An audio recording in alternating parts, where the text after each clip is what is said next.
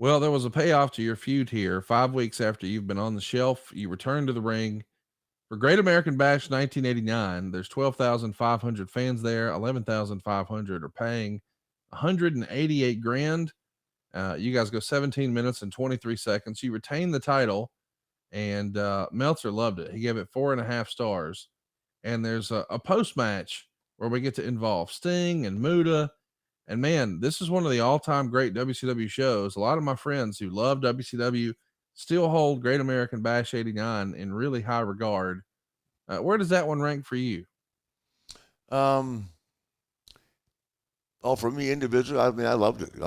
I think the ones I liked the best were with Sting and with Terry. Yeah. Um, yeah, I mean, Terry was great to work with. Like, I mean, just phenomenal. And you knew that.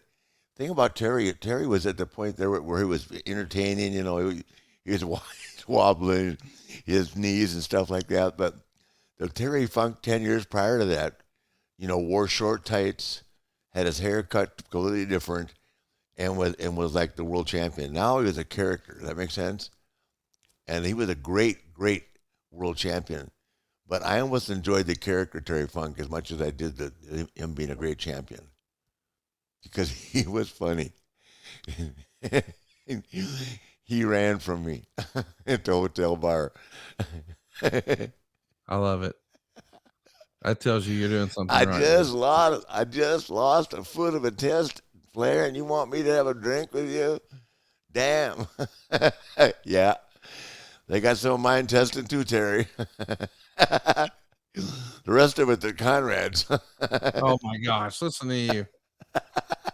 So let's talk about how we continue I'm the fixing to feud. get me a house because a Ric Flair drip as big as yours, brother. I'm in. Sign me up. When you gonna come visit the fraternity house again? I'm coming down when Dave is. Shh. Okay, good. Just don't How tell about this anybody. week? I'm off. In your pre-match interview, you mentioned that if you were to lose this match, you'd be through in this sport. Meaning it was probably too late for that to be a stipulation. I mean, you're doing it on the same show, but you're trying to add as much oomph to this as you can. 1989 is a tough year for WCW business. The WWF is firmly in control with their mega powers, and Hulk Hogan's become a movie star with no holds barred. And here you see the Yeah. use of the mic, which really added a lot of the drama. Do you like an I Quit match where the mic is being used like this? Oh yeah. I've only been in a few of those, but I think, but it takes the right guy to do it. I mean, everything Terry is doing there, he's not missing a lick. His punches look good. He's holding the mic with one hand, knocking me out with the other. I mean, there's nothing there that looks. Look at the way he's punching me, and look at some of the stuff you see in the ring today. Come on, Yeah. please. That's like I said last week. The fundamentals are just not where they should be. It's all about who can do a moonsault and stuff like that. Yeah, high spots as opposed to Yeah, the high old spots. down Yeah, and dirty. which sometimes don't even work because the audience isn't in the way they want them to. The announcing here for this show is Gordon Soley and Jim Ross. Yeah, And Meltzer says it was a unique pairing matching the best announcer of the 70s with the best announcer of the late 80s.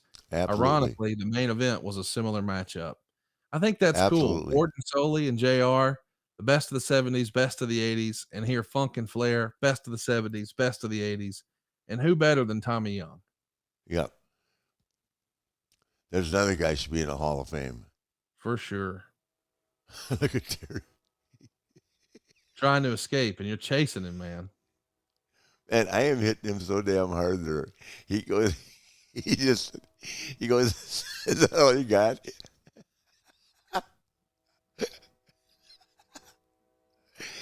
I'm laughing thinking about him. We've had so much fun over the years. He just swings away at everybody. What's funny is, he's got a reputation as being, a real tough old bastard to the point where I saw in an interview once where someone said, "Hey, you remember ever asking somebody to ease up because they were too tough? They were going too snug or too hard?"